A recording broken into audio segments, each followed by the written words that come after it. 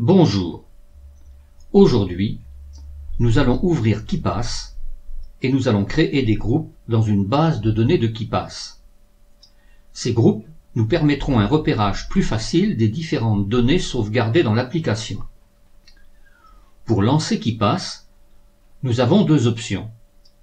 Soit nous faisons un clic droit sur la base de données à l'endroit où elle est stockée sur le disque dur et dans le menu déroulant nous choisissons Ouvrir avec KeePass, soit nous allons dans le Dash et pour ouvrir KeePass, nous cliquons sur son icône. Choisissons la seconde solution.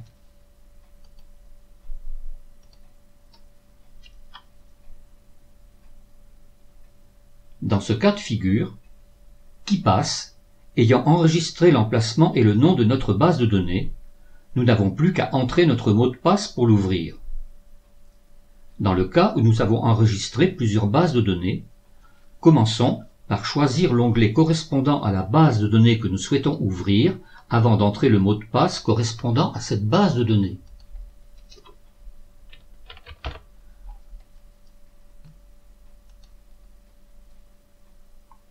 Lorsque la base de données est ouverte, allons dans la partie gauche de la fenêtre et, dans la partie racine, cliquons sur le menu en haut de la fenêtre et cliquons sur l'onglet Groupe. Puis, dans le menu déroulant, cliquons sur Ajouter un groupe. Dans la nouvelle fenêtre ouverte, entrons un nom de groupe. Nous pouvons ainsi créer plusieurs groupes, comme par exemple boîte mail,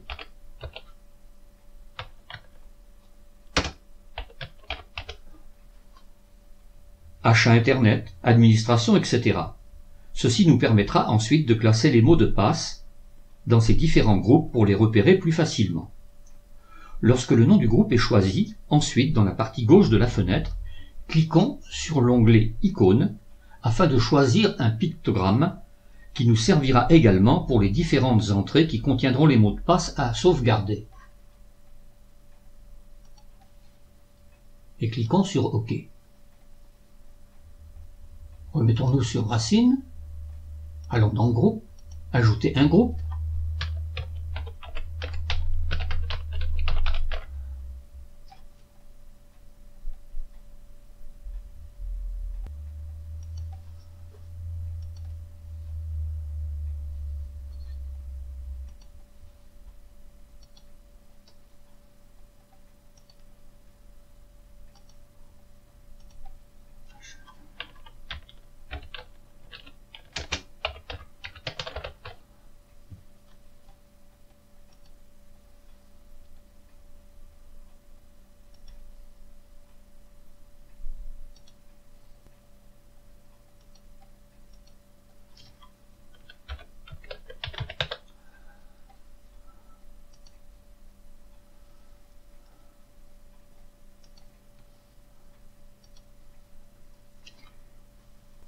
Nous remarquons que ces groupes s'inscrivent dans la partie gauche de la fenêtre sous la racine.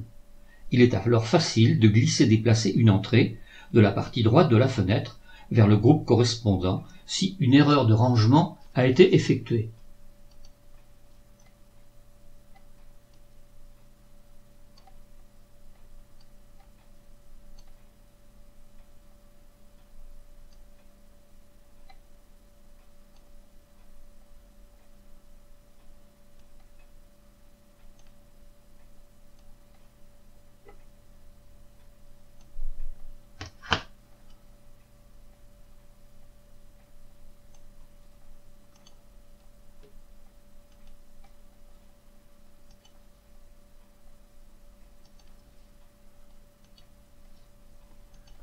Nous remarquerons que l'icône du groupe correspond à l'icône des entrées.